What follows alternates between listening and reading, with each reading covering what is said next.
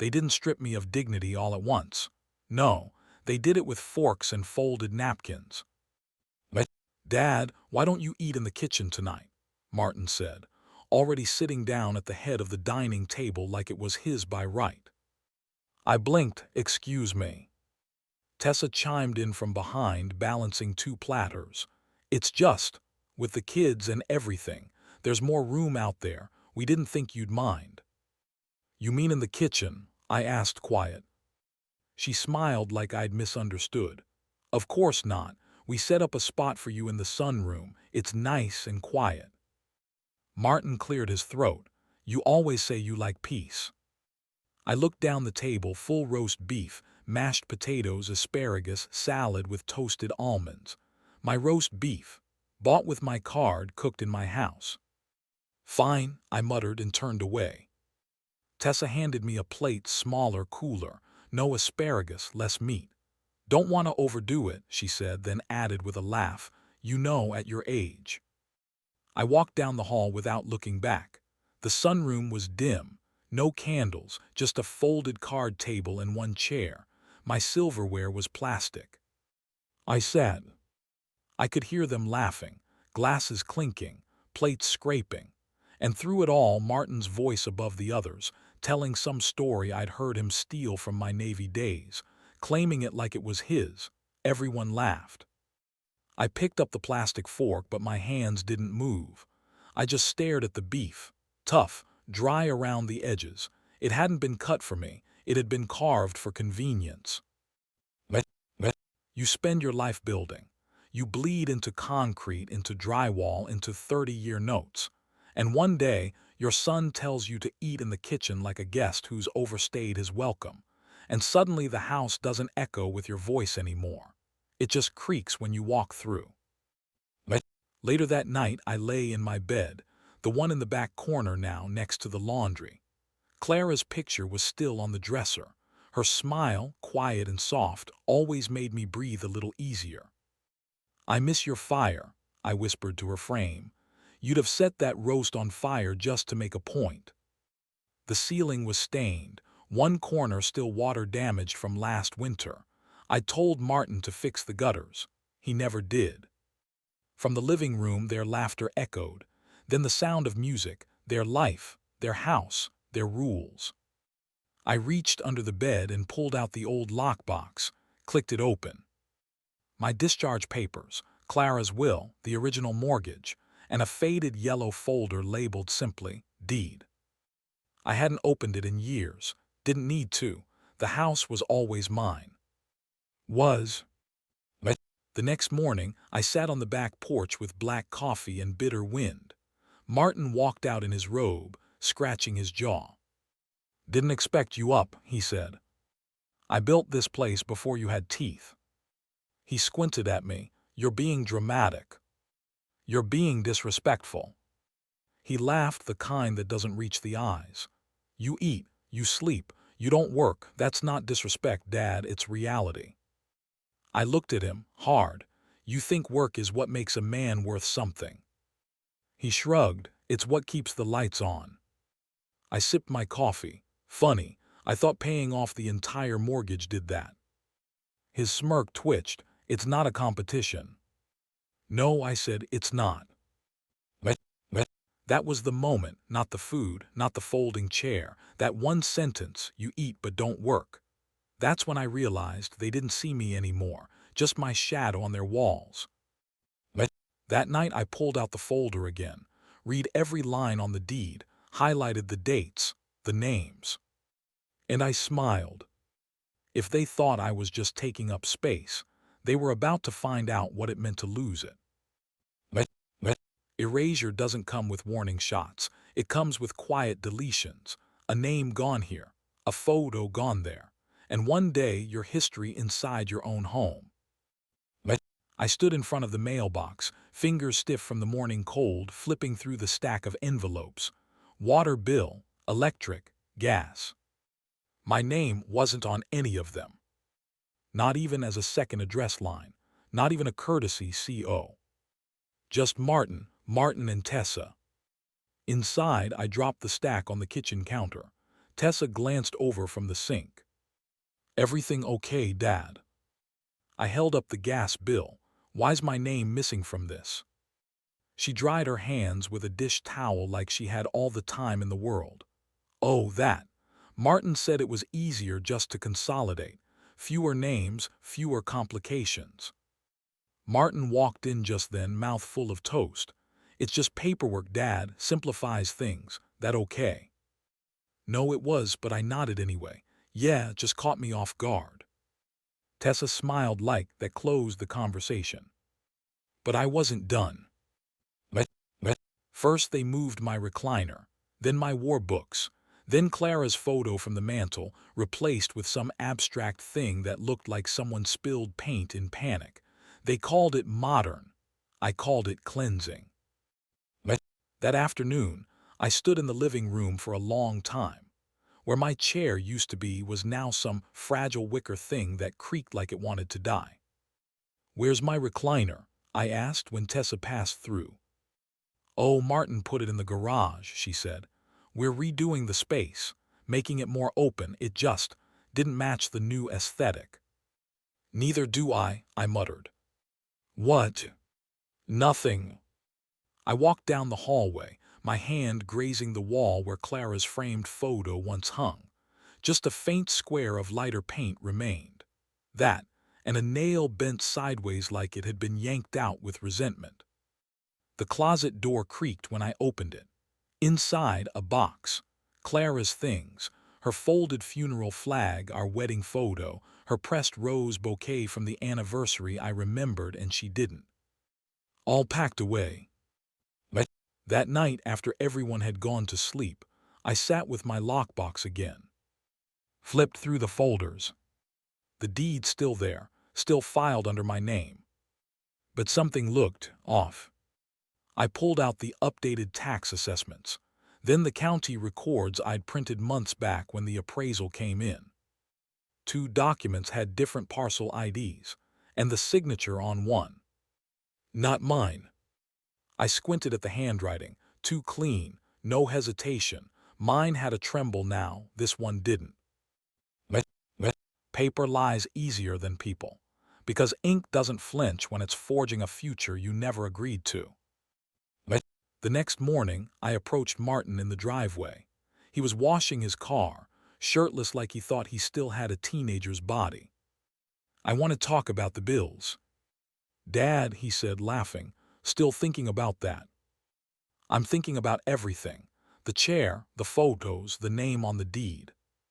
His smile faltered. You're being paranoid. Am I? He dropped the sponge in the bucket. You're retired. You shouldn't have to deal with all this. Let me handle the boring stuff. You just enjoy your time. My time? I asked, like I'm on some sort of countdown. He didn't answer. Just went back to scrubbing the car door, hard. Like it had insulted him. Internal beat. They weren't just making changes. They were writing me out, not with cruelty, with convenience. That's how betrayal works when it wears a smile. That night I called Charlie, left a voicemail. Hey, it's me. I think something's off, not just emotionally. Legally, call me back. I placed the deed on the table, flattened it with my palm. My name was still there. For now. But so was a shadow I hadn't seen coming. And this time, I wasn't going to wait until it swallowed me whole. It wasn't just redecorating, it was revision, and I was being edited out, quietly, permanently. The cruelest gaslight isn't the kind that flickers. It's the one that burns steady, until you start wondering if the heat is real. Tessa, have you seen my keys? She didn't look up from her laptop. Did you check the freezer? The freezer. She laughed. You've put stranger things in there, Dad. Martin, passing through with a coffee mug, grinned. Remember when he microwaved the remote? I never did that, I muttered. They both chuckled like I was the family pet who forgot where he buried his bone. I walked back to the den. My keys were under the couch cushion, wedged in a spot I never used. I stared at them, cold metal in my palm, heavy with implication. It starts small. You misplace one thing, then two. Then they look at you like you're made of dust instead of blood, like every wrinkle is a reason to doubt. 3 days later, I noticed my medication tray had more pills than usual. "Tessa," I said, holding the organizer, "this has double doses in Tuesday and Thursday." Her eyes widened too wide, performed. "Oh no, did you do that again?" "I didn't touch this." She blinked. "Well, someone must have. Look, I'll organize it from now on, okay?" Martin leaned against the doorway. "You're still sharp, Dad, just not as sharp as before." I said nothing. But inside something shifted, a gear locking into place. Later that evening, I heard the landline ring in the kitchen. I moved toward it, but Tessa beat me there. She picked it up, said hello, softly, then held the receiver tight. I stepped closer. Her back was to me. I heard a muffled, official voice. "Yes, this is Robert's daughter-in-law," she said. "He's resting right now. Oh yes, we got your message, thank you." She pressed a button. Beep deleted. Then she turned. We locked eyes. "You didn't tell me you were expecting a call," she said, tone sweet as rot. "I was." "Oh," she smiled, brushing past me. "Then you probably just forgot." That wasn't forgetfulness. That was theft in real time. The theft of voice, of agency, of proof. That night I sat on the edge of my bed, staring at the phone's voicemail log. Nothing from the VA. Nothing from anyone official. I clenched my fists. It wasn't a random slip. It was a campaign, tactical, like a slow, rolling fog meant to suffocate before you realized you were choking. Clara used to say, "Trust is lost in whispers, not shouts." I didn't understand what she meant until I heard them whispering about me behind doors they thought were closed. "Dad's getting forgetful," Tessa said once, on the phone with someone I assumed her sister. "He asked me the same question twice in an hour," she continued, feigning concern. "Martin's worried." Worried, my own son, who hadn't asked me a single personal question in weeks. I closed the guest room door slowly and pressed my back against it. It was dawning on me. This wasn't about care. It wasn't about concern. It was preparation. They were laying groundwork, piece by piece. Missteps I hadn't taken, moments I never lived, and soon they'd use it. A week later, Martin knocked on my door. "You okay?" he asked, not waiting for an answer. "Tessa said you were having trouble with the thermostat again." I turned slowly. It was set to 80. "That's not trouble, that's a sauna." He smiled. "Just want to make sure you're comfortable, Dad." I met his gaze, comfortable enough to be institutionalized. His face stiffened. "What?" I didn't blink. "Forget it." He laughed, nervous. "Jesus, Dad, you sound paranoid." Maybe I did, but paranoia is only madness when there's no proof. Internal beat. I stopped wondering if I was losing it. I was being hunted, quietly, legally, with smiles and softened tones. That night, I pulled out Clara's old tape recorder from the attic. Blew dust from the lid. Clicked it open and slid in new batteries. Then I wrote a label in sharp black ink, "Memory Insurance." If they wanted a case, I'd give them evidence. Not of my decline, but of their cruelty. They weren't waiting for me to crumble. They were chiseling the cracks and smiling while they did it. Sometimes, the only person who sees the trap is the one who's already crawled out of one. Charlie showed up unannounced like he always did. A knock at the back door, 2 raps, then his voice, "Still breathing in there, soldier." I opened the door. He looked me over with the kind of eyes that didn't waste time. His gaze landed on my forearm, bruised yellow and purple from when I'd tripped into the coffee table. "Hell happened there?" he asked. "Furniture jumped at me," I said flatly. He didn't smile. "Cut the crap. You've got the look. I've seen it before, guys in barracks pretending they didn't get jumped. We sat at the kitchen table. He leaned close. You're in a war you didn't sign up for. Charlie always had a way of slicing through lies. We bled together overseas. No fake laugh, no polished lie could stand against him.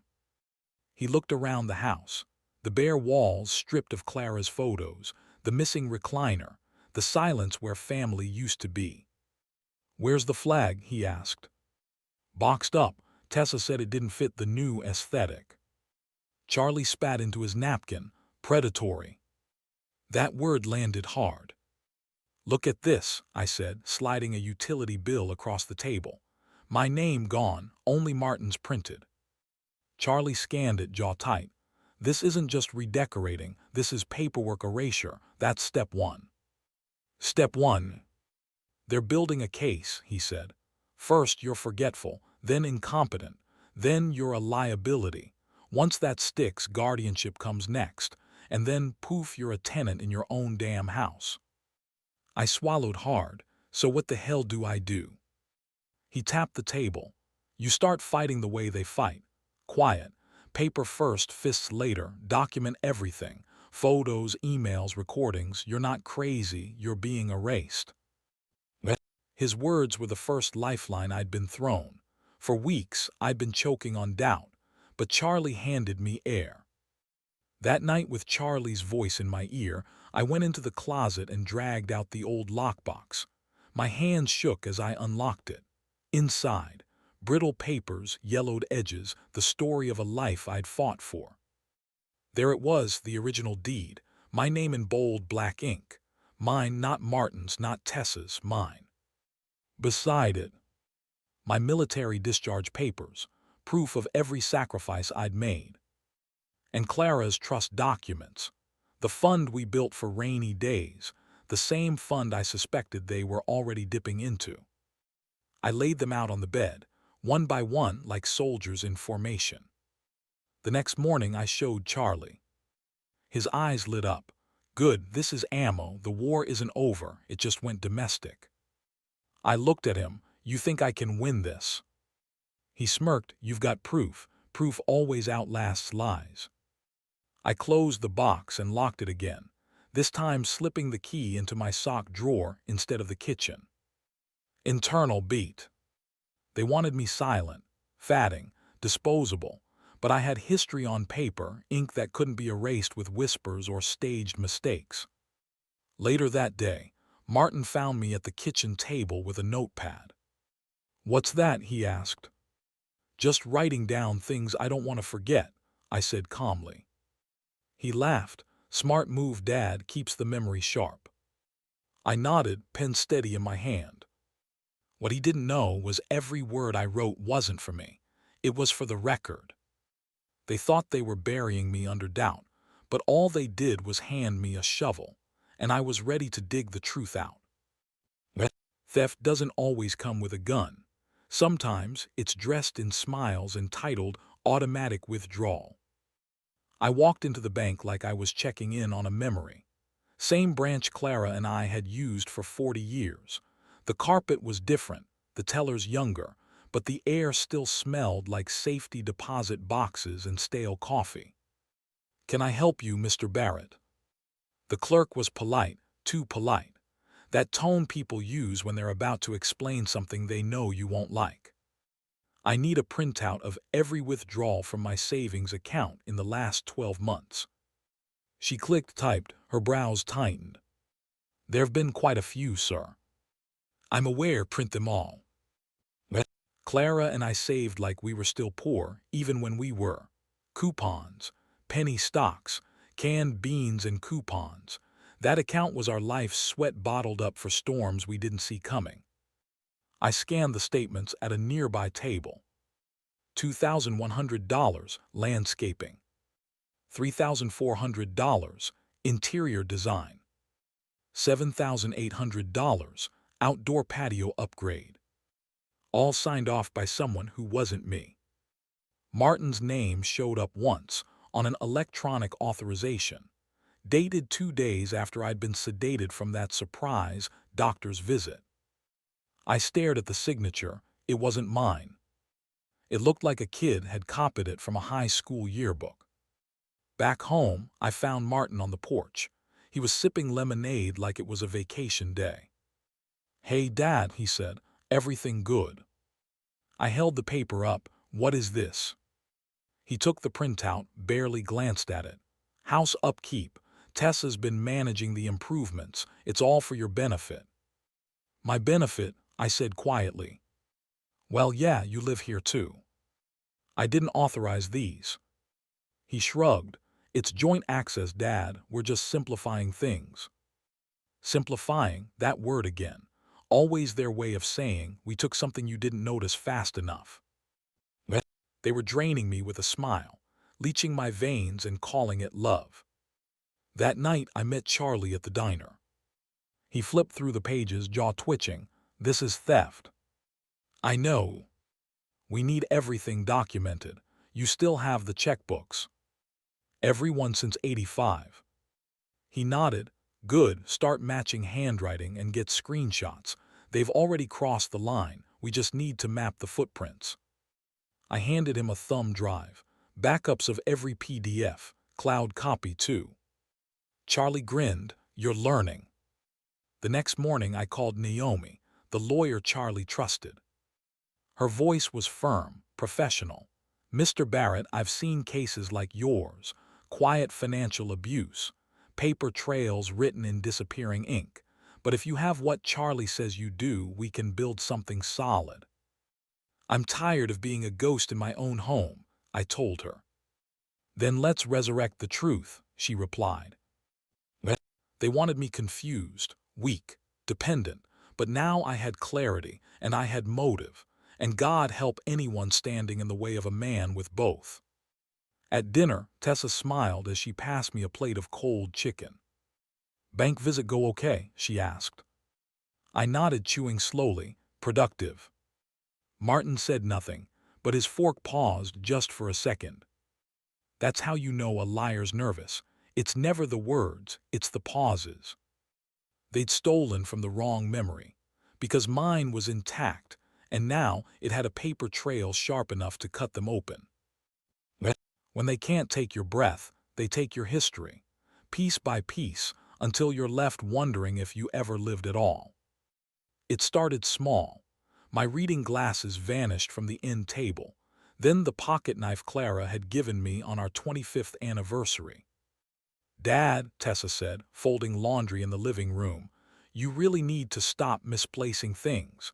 It's becoming a problem." "I didn't misplace them," I said. My voice was calm, but inside my ribs a fire burned. She gave me that tight little smile, the one that said, "I'm winning and you can't prove otherwise." In the army, they taught us about psychological warfare. Break a man's confidence and he'll lay down his weapon. This wasn't chaos. This was strategy. The breaking point came one morning when I opened the cabinet where I kept Clara's keepsakes. The photo album was gone. The flag from her funeral, the one the Marines had folded with such care, was missing too. I stormed into the kitchen, where Martin was scrolling his phone. "Where's the flag?" He didn't look up. "Relax, Dad, Tessa's reorganizing. We'll get everything sorted." "That was your mother's memorial." My voice cracked. He set his phone down, finally meeting my eyes. "Dad, you're overreacting. It's just stuff." "Stuff," I whispered. Tessa walked in, drying her hands on a towel. "Don't be dramatic. We're redecorating. That old stuff doesn't fit the house anymore." "The house I built, the house I paid for." That night I couldn't sleep. My hands shook as I unlocked the old trunk in my room. Inside were Clara's letters, my bronze star, discharge papers, and the deed, still in my name. I ran my thumb across her handwriting, steady and elegant. "Don't let them take what you bled for." Charlie noticed the change in me the next day when we met at the park. "You're quieter," he said. "They took Clara's flag." His jaw clenched. "That's not redecorating, that's erasure. They're trying to rewrite your life so theirs looks cleaner." "I found the deed," I told him. "Still mine, But the utility bills, the bank accounts, even my recliner, they're carving me out. Charlie leaned in, then carved back. Document every absence. Every missing keepsake is evidence of intent. Evidence, that word anchored me. In war you count bodies. At home you count receipts. Either way you count. Back at the house I set up my own system. A small spiral notebook I kept hidden in the trunk. Every missing item, every lie. Every smirk, it all went in the book. Dates, times, exact words. Tessa caught me writing once. "What are you scribbling, old man?" "Memories," I said. She rolled her eyes. "Better hurry before those fade too." But the smile she wore faltered, because she knew. Somewhere deep in her bones she knew I wasn't fatting, I was preparing. At dinner that night, I pushed my food around on the plate. Martin finally asked, "Dad, are you okay?" I looked at him, really looked. My son, my boy, now a stranger with my jawline and my name on stolen papers. "Fine," I said. Tessa laughed. "Fine, you're sulking like a child." I met her eyes. Children throw tantrums, soldiers plan. The silence that followed was thick enough to chew. Closing beat. They thought they were burying me under lies and missing things, but all they were really doing was giving me shovels, and I was learning how to dig.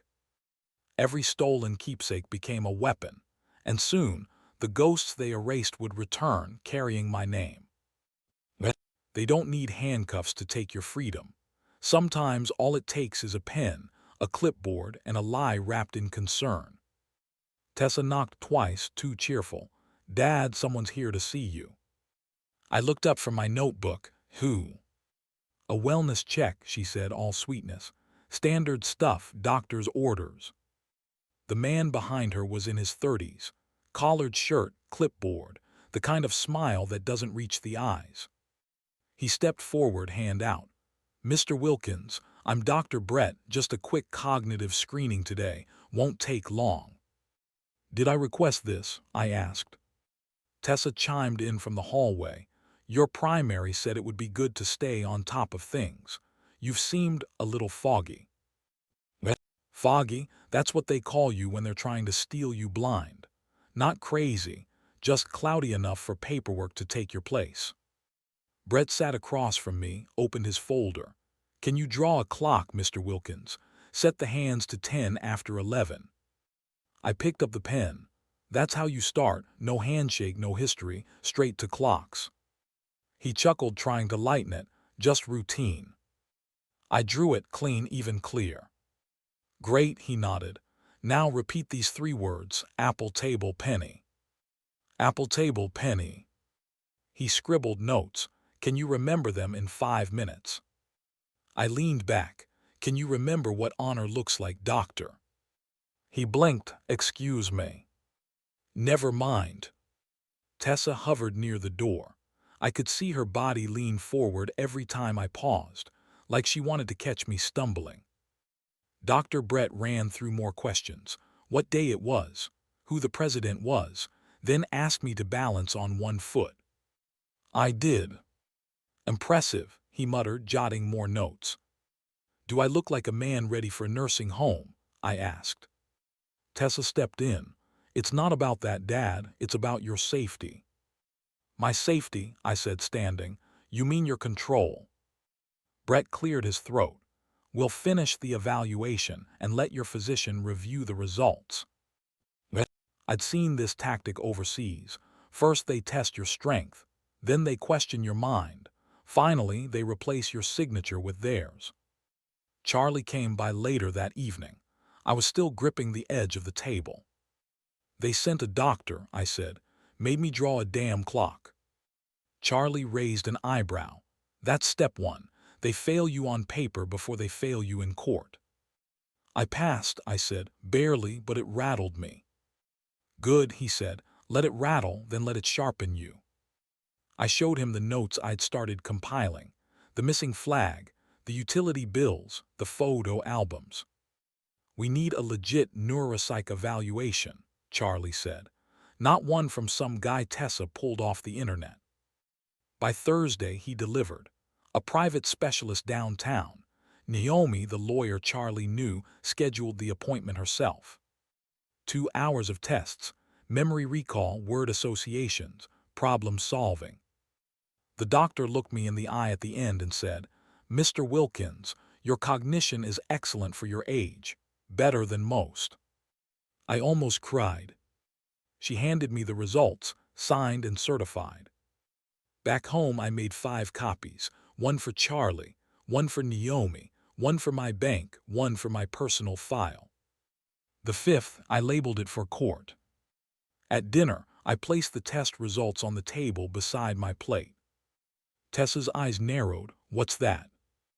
"Just paperwork," I said. "You like paperwork, don't you?" Martin glanced at it. "Cognitive evaluation." I nodded. "Passed with flying colors. You can tell your fake doctor friend to stand down." Tessa went quiet. Her fork stopped midair. Closing thought. They tried to write me off in pencil, thinking I'd fade in time, but I came back in ink.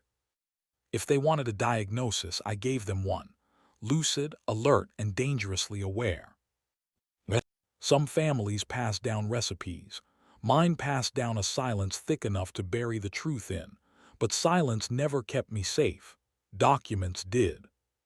Charlie handed me a small key, wrapped in an old napkin. "It's still there," he said, "under the floorboards, like Clara told you before she passed."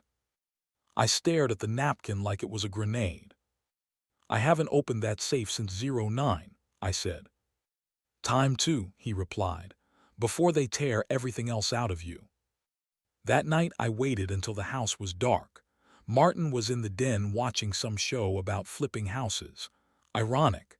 Tessa was upstairs, probably editing Instagram photos of a life she didn't earn. I lifted the corner of the rug in my old study, peeled back the boards. My fingers found the edge of steel. I unlocked it.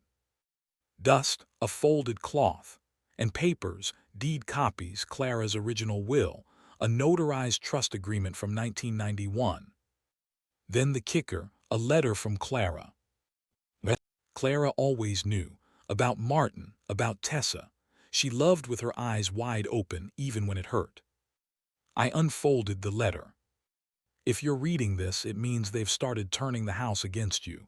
Don't fight back with anger, fight with ink. The will is yours to update. The house is yours to protect. Love, Clara." Next morning, I sat at the kitchen table with a fresh folder. Martin came in pouring coffee. "You're up early. Didn't sleep much. Something bothering you?" "Just paperwork," I said. "You like paperwork, don't you?" He squinted, sensing the tone. "What kind of paperwork?" "Old things, deeds, wills, signatures." He sipped, trying to play casual. "You shouldn't stress about all that. We've got it handled." That's the part I find unsettling. Later that day, Naomi arrived. Black heels, thick folder, no smile. We sat in my room. She opened the trust, Clara's will, my new documents. "You want to strip them entirely?" she asked. "Yes," I said. "Everything to the veterans' home, the scholarship fund, and the nurse from the VA. Nothing to Martin or Tessa." "And power of attorney?" she asked. "Updated, no one in the family." Naomi nodded. "You're not just making a will, you're making a statement." "I'm making a correction." They tried to erase me in silence, so I responded in signatures. After Naomi left, I sat on the edge of the bed, breathing heavy. My hands shook, not from weakness, from memory. The last time I signed something that big, it was my honorable discharge. I was 23. Clara was crying in the hallway. I promised her I'd come home with more than a folded flag. And I had. Until now. That night I walked past the family photos in the hallway. Only now, half of them were missing. The ones with me. They were rewriting the house without me in it. I opened the new will, stared at my name, bold and clean at the top. "Not this time," I whispered. Martin knocked on my door later. "Tessa says you've been acting intense lately." She means lucid, I said. Look, Dad, we're just trying to help. Maybe this house is too much for you now. Big space, lots of responsibility. You're not inheriting a house, I interrupted. You're inheriting a lie if you think you've earned anything. He blinked. What's that supposed to mean? I stood up. It means Clara saw you before I ever did, and she didn't trust you then either. He backed out slowly, eyes wary. Closing thought. The floorboards gave me back my voice, and this time I wasn't just whispering. I didn't raise my voice. I raised the stakes, and they had no idea how deep my roots went. They always laughed when they thought I couldn't hear. That's the thing about people like them. They mistake your silence for surrender. Tessa was in the kitchen, wine glass in hand, whispering on speakerphone. He's losing it. Keeps scribbling in that notebook like it's a diary for ghosts. The voice on the other end crackled, feminine. Has he signed anything yet? Not yet, Tessa hissed, but Martin says we'll wear him down. She didn't see me standing in the hallway. I didn't say a word. I turned, walked back to my room, and wrote down every syllable. Charlie came by that afternoon. She's talking out loud now, I muttered. No more subtlety. He sat across from me. That's what happens when people think they've won. I showed him the note I'd written, word for word. I want to do something. You already are, he said. Every sentence you write down is one more nail in their fraud coffin. Later, Martin knocked. Dad, can we talk? I stayed seated. He stepped in, shut the door. You've been distant. I looked up. That's rich, coming from the man who boxed up his mother's urn without telling me. He flinched. We thought it was safer in storage. No, you thought it was inconvenient on the mantel. He swallowed. It's just, you've been so paranoid. I opened my drawer, pulled out the notarized documents. Is this paranoia? He stared at them, eyes widening. Where'd you get these? From the safe. You know, the one Clara told me about before she died. The one you didn't know existed. That was the first time I saw it, panic without cover. His face, suddenly pale, like a child caught stealing but realizing the candy he took was laced with acid. You're making a mistake, Martin said, voice tightening. No, I replied. You did, the day you decided I was easier to bury than honor. He opened his mouth, then left. I listened to his footsteps thud down the hall, quick and uneven. The laughter stopped after that. The next morning, I found a note taped to my door. One of Rachel's kids had written it. Grandpa, did you really steal money from Mommy? It took everything in me not to crumple it. Instead, I folded it carefully and added it to the folder marked Exhibit C, Emotional Coercion. Charlie came by again that afternoon. You look like hell, he said. I'm tired. Want me to send Naomi back? I nodded. And tell her to bring the recorder this time. They're starting to panic. That night at dinner, the silence was heavier than the mashed potatoes. Martin cleared his throat. We've been thinking, maybe it's time to talk about assisted living. Tessa chimed in, somewhere safer, where you'd have people to help you. I sipped my water, like you've helped me. Martin tried to smile. Come on, Dad, this house is just too much for someone your age. I set my fork down. You mean the house I paid off in 1993 with 3 jobs and a war behind me? Tessa leaned forward. We're trying to protect your legacy. No, I said, you're trying to profit from it. They don't realize that what they call a legacy is just their polite way of stripping you clean while you're still breathing. After dinner, I walked out to the porch. The wind was cold but honest. Charlie called. Naomi scheduled everything when you're ready. I'm ready, I said. You sure? I looked out across the front lawn, the flagpole still standing where Clara insisted we keep it. I've been ready since the day she was boxed away.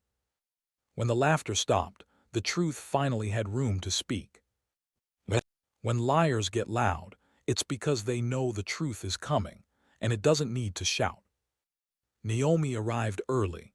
Black suit, no nonsense. She sat across from me in the den while Charlie stood by the window, arms crossed. "This is the moment we start turning the blade," she said. I nodded. I want them to feel it, not just lose. I want them seen. Naomi laid out the plan like a general. "You'll host a dinner, invite the family, act calm, we'll wire your phone to record. Let them say what they always say when they think you're powerless." I looked at Charlie, and if they do. "They will," he said. "Pride's louder than fear." The night of the dinner I made the roast myself. Clara's recipe. The house smelled like the one we built together, not the one they'd tried to hijack. Tessa arrived first, wearing pearls too big for someone who stole heirlooms. Martin followed, feigning warmth like it came from a script. "Smells amazing, Dad," he said. "You okay?" "Why wouldn't I be?" I said. "We're all here, family." Bryce, Tessa's brother, tagged along. The kind of man who once asked if my PTSD meant I cried when thunder hit. They all sat down, laughing, drinking. I pressed record. Martin raised his glass. "Here to taking care of each other, especially those who raised us." Tessa added, "And knowing when to take the reins from those who need help letting go." I chewed slowly. "Reins." She laughed. "It's a metaphor, Dad." Bryce leaned forward. "Honestly, the best thing you ever did was hand over the house paperwork. That simplified so much." Martin's eyes darted to him. "Bryce." "What?" Bryce scoffed. "He's not recording." I smiled gently. "Of course not." They think old age means soft memory, but I remembered every word, every smirk, every time they rehearsed my disappearance. Tessa tilted her head. "We should talk about moving forward. If the house sells in this market, we could start fresh, downsize you into something manageable." "Assisted living," Martin added. "They've got great ones near downtown." "Real quiet," Bryce grinned. I set down my fork. "You know, Clara always said a home is what you protect when everything else burns." They blinked, unsure if I was drifting or sharpening. Martin sighed. "Dad, we're not enemies here." "No," I said. "You just keep acting like it." Later that night, alone in my room, I transferred the recording to 3 flash drives. One stayed with me. One went to Naomi. One went in a lockbox at the bank. When I stepped out into the hallway, I caught Tessa in the kitchen. She was pouring wine, phone in hand. "No, we're close," she whispered. "Another month or two. Once the papers go through, he's out." I cleared my throat. She turned, startled. "Didn't hear you," she said too quickly. I nodded at the wine. "Don't forget to hydrate. It's easy to choke on your own words." The next morning, Naomi called. "This recording changes everything," she said. "We can file by Friday. I'll attach it to the petition to reverse the deed and start the fraud inquiry." I sat by the window, watching Martin load his golf clubs into the car like nothing was happening. "Thank you," I said. "No," Naomi replied. "Thank you. You're doing this for a lot more people than just you." Every man reaches a point where the silence hurts more than the fight. I had passed that point months ago. Now, the fight was all I had left that felt like truth. I folded the old flag from Clara's funeral and placed it gently on the mantel. The papers were signed. The wire recordings were legal. The witnesses were lined up. I was no longer waiting for them to destroy what I'd built. I was making sure I documented how they tried. Some people bury you with smiles and wine, but I came back with a microphone and a memory they couldn't erase. A courtroom is colder than any grave. It doesn't weep, doesn't rage. It just listens and remembers. Naomi adjusted her blazer and handed me a folder. "Everything's in here. Timeline, transactions, deed fraud, VA suppression. The audio will speak for itself."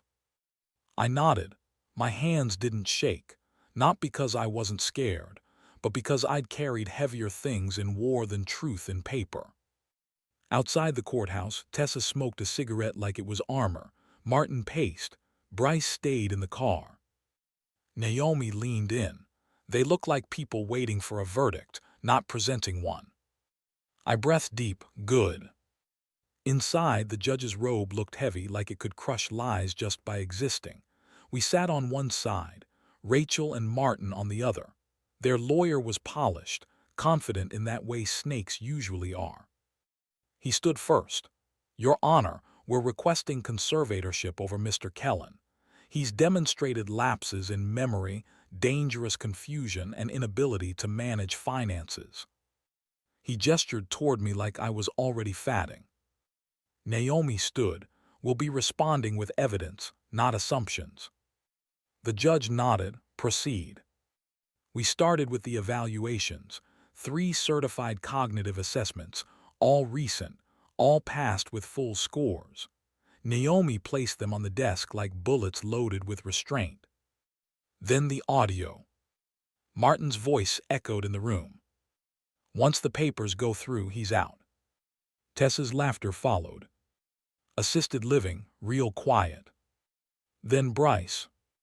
Best thing he did was sign that house over. Didn't even read the fine print. Their lawyer stood. Objection, this recording wasn't. The judge raised a hand. Overruled, it was legally obtained. Continue. They thought I was a flickering light bulb, dimming out. They didn't expect I'd been wiring the room the whole time. Naomi pulled out the next exhibit. A screenshot of my bronze star listed for sale. A notarized statement from Charlie confirming it had been found under Bryce's eBay handle. Theft of military honors, Naomi said. Item was removed before it sold, but screenshots remain. Tessa shifted. Martin stared straight ahead like his soul was halfway down the drain. Naomi's voice softened, just enough. This wasn't just elder abuse, Your Honor. It was a campaign. A coordinated, quiet theft of power, memory, dignity. The judge looked at me. Mr. Kellen, anything to say? I stood. Every joint creaked in protest, but I held firm. I gave my life to this country. I gave my house to my family. I never imagined I'd need lawyers to get either one back. I looked at Martin. My mind works just fine. What doesn't work is trust, not after what you did. I sat down, breathing slow. You don't need to yell in court. That's the gift of truth. It's louder than any scream. The judge looked over the folders again, then lowered his glasses. Conservatorship denied. Immediately. Additionally, I'm referring this case to the district attorney's office for potential fraud, theft, and elder exploitation charges. Tessa gasped. Martin blinked, confused. Bryce opened the door to leave early, only to be stopped by an officer. The judge looked at me one last time. And Mr. Kellen, thank you for your service. Naomi smiled, not smug, just satisfied. They'll be scrambling now. Let them. We've got what we need to finalize the title correction. Charlie slapped my back as we stepped out into the air. I've seen war zones look prettier than their faces. I didn't laugh, I just breathed. It didn't bring Clara back. It didn't undo the months of doubt. But for the first time in years, I felt something return, weight in my spine, steel in my breath. Across the parking lot, Martin stood alone, watching me like he was seeing a ghost. But I wasn't gone. Not anymore. They tried to bury me under silence, but justice has a habit of digging. There's something sacred about your name on paper, not because ink matters, but because dignity does. Naomi placed the folder on the kitchen table. Same table Martin once called too old-fashioned for guests. She flipped it open and pointed. Judge signed it, titles restored. Your sole owner again, legally and fully. I stared at the words like they were an old friend who'd finally come home. Kellen James Harlow, owner. The name sat there, quiet and unbothered. Eviction notices go out tomorrow, Naomi added. We'll have the sheriff serve them." Charlie chuckled from the doorway. "You want me to bake cookies for when they get it?" I didn't smile. No performance, just the law. Later that afternoon, the sheriff showed up right on time. Not in sirens, not in flash. Just a calm authority with manila envelopes and boots that squeaked across the hardwood floor. Martin stepped into the living room, brows furrowed. "What's this?" "Notice to vacate," the sheriff said flatly. 30 days, you're no longer listed on the property deed." Tessa rushed in from the patio. "What? This is our house." "No," I said quietly. "It was. You never paid a cent toward it." Martin grabbed the envelope, scanned it, then glared at me. "You can't do this." "I just did." They always assumed I'd die quietly. Never guessed I'd live long enough to watch their entitlement collapse. Tessa's voice shrilled. "We have rights." Naomi stepped forward, poised as ever. "You do. You have the right to leave within the next 30 days or be forcibly removed." Tessa's face crumpled. Martin turned to me, voice low. "Dad, we have kids. Where are we supposed to go?" "You should have thought of that," I said, "before you tried to erase the man who gave you this roof." His eyes darted, searching for softness. I had none left to give. Charlie leaned against the doorframe, arms crossed. He offered peace. "You all chose paperwork." They said nothing. I walked over to the fireplace. Clara's folded flag had been returned there just days ago. Above it, I'd rehung her portrait. The house looked like mine again. Smelled like it too, clean, worn wood and soap. No more cheap cologne or synthetic candles. "Sheriff," I said, "you need anything else from me?" He shook his head. "You did everything right, they'll comply." Tessa stormed off toward the master bedroom. Martin stood there, eyes bloodshot, shoulders small. We were just trying to plan for the future. "Whose future?" I asked. "Yours or mine without me in it?" He didn't answer. He just folded the paper and walked away like a boy who'd been grounded. Forgiveness is heavy, but clarity, that's lighter than air. The sheriff left. Naomi packed her files. "We'll finalize the trust next week. Redirect the estate to the Veterans Fund you mentioned. I'll handle the filings." I nodded. Charlie opened a cold soda from the fridge. "Well, what now?" I turned toward the hallway. I could already hear drawers slamming, Tessa yelling about storage units. "We wait," I said. "Let them leave loud. We'll enjoy the silence after." 30 days. That's how long it takes to legally scrub a betrayal from your walls. But truth, that doesn't need a calendar. They packed their boxes with resentment, but I unpacked my piece. When truth finally speaks, it doesn't yell. It gets printed in ink and handed out at coffee shops. The newspaper hit the porch with a dull thump. Charlie bent to pick it up and whistled low. "Front page, look at that." He held it out like it was a medal. I put down my coffee and adjusted my reading glasses.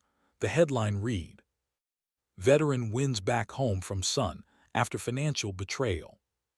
Below it, a photo, me on the porch, Clara's flag behind the window, arms folded. I hadn't posed, they just caught me existing, breathing, owning. Inside, a 2-page spread. Interviews with the sheriff, the attorney general's office, and even Naomi. A breakdown of the forged deed, the VA interference, the recordings, the eviction. And a transcript of Bryce mocking me, complete with the line, "He's old, he won't even remember what we said." Rachel's name appeared too, sponsors gone. Her charity page had quietly been taken offline. Tessa and Martin's faces were blurred in the photos, but they knew, everyone who knew us did.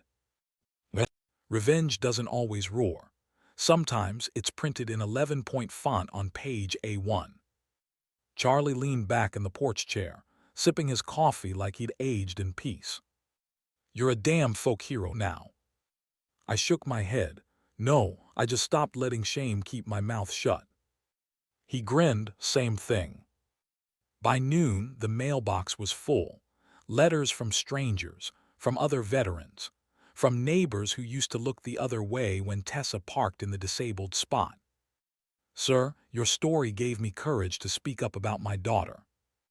I lost my father to the same kind of betrayal. Thank you for fighting back. I'm a social worker. You made my clients feel seen. One envelope, hand-delivered, had no return address. Inside was a crayon drawing, a child's sketch of a house, an old man with a flag and the words, "My grandpa is a hero too." My hand shook holding it. I placed it on the fridge. Not because it was art, because it was witness. Naomi called later that day. "You're trending," she said with a wry laugh. "The story's gone viral. 3 national outlets reached out." "I don't want interviews," I said. "No cameras." "You've already said everything that matters," she replied. "They just heard it late." Rachel sent a text. "Dad, I don't know what to say. We never meant." I stared at it. No blinking dots. No apology. Just a thin string of desperation wrapped in excuses. I didn't reply. People don't regret hurting you. They regret getting caught. Charlie pointed to the neighbors across the street. "Look at that. Marlene's out on the porch. She hasn't spoken to you since Clara's funeral." She waved hesitantly. I gave a nod back. That was enough. People change their tune when the world holds up a mirror, when silence is no longer safe. Later that night, I sat with the letters. Read every one. Mark the ones from vets with a yellow tab. There were 14, some local, some states away. One line stayed with me. "You reminded us we're not disposable." Justice isn't about punishing the guilty. It's about telling the truth so loudly the forgotten remember their worth. The porch light hummed above me. Inside, Clara's photo looked down from the mantel like she'd been watching the whole time. They tried to make me invisible, so I let the world see me instead. Some exits are loud, others are slow, bitter, and full of bags. The 30 days came and went like a storm you count in thunderclaps. On the 30th morning, I brewed my coffee like always, calm, clocked, unmoved.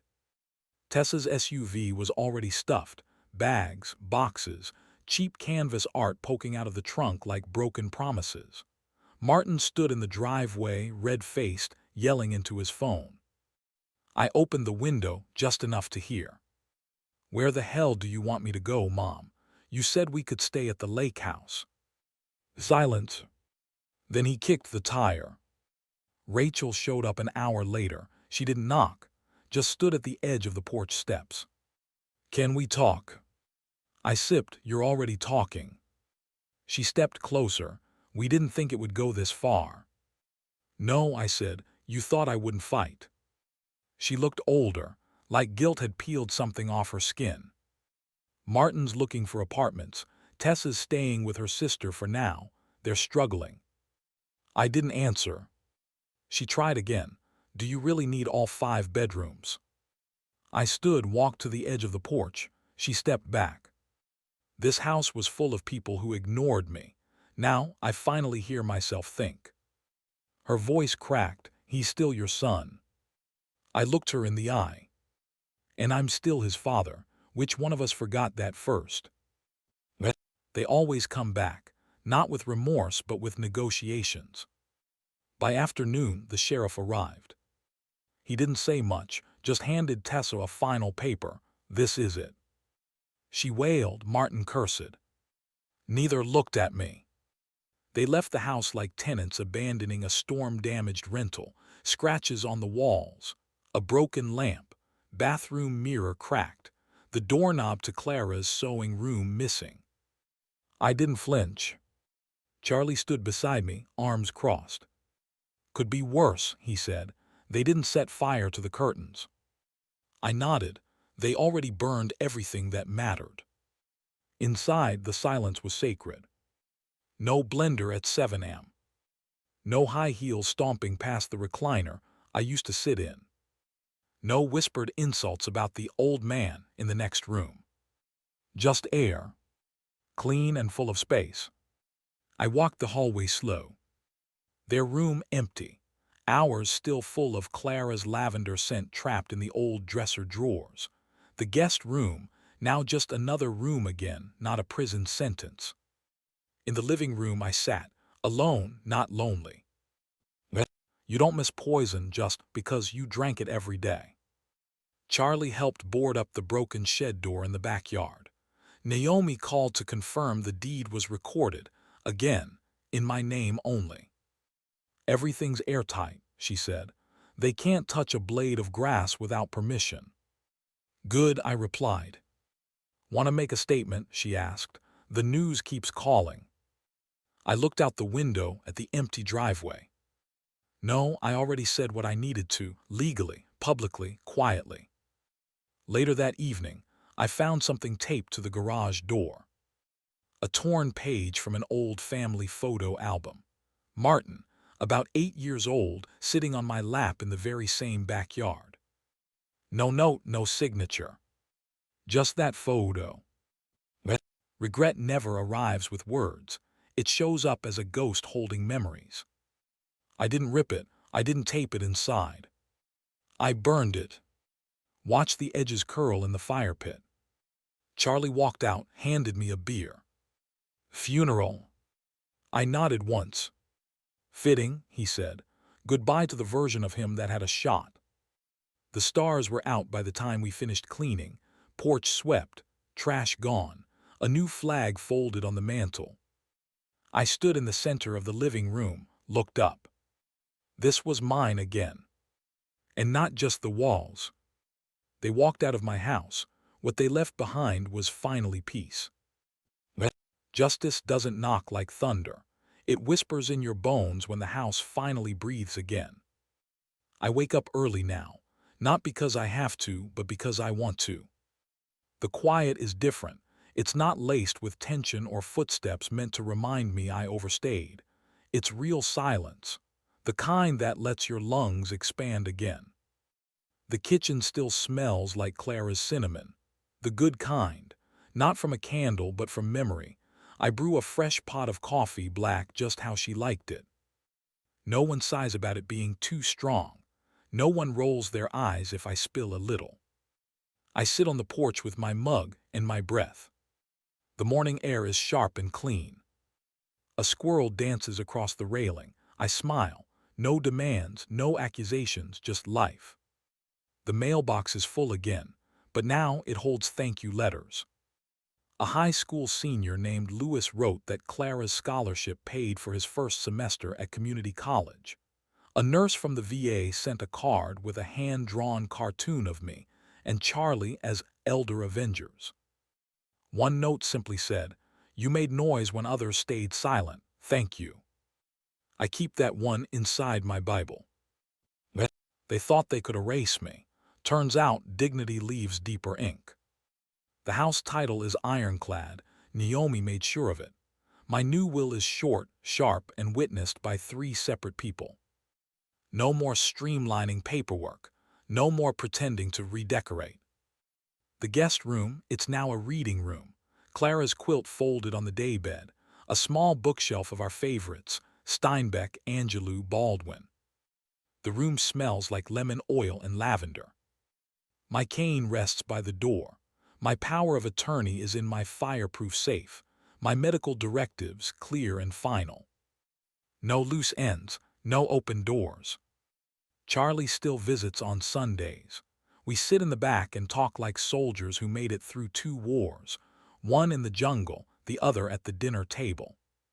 This is better, he said last week, kicking off his boots. Then what? I asked. He grinned, then leaving this world quiet. We've started helping other vets file paperwork. Naomi set up a small fund in Clara's name, emergency grants, grocery stipends, legal help. It's not much, but it's something. Rachel never called. Bryce tried once, left a voicemail that started with "I was drunk, okay," and ended with "we were under stress." I didn't respond. Some apologies aren't meant for healing. They're meant for permission to forget.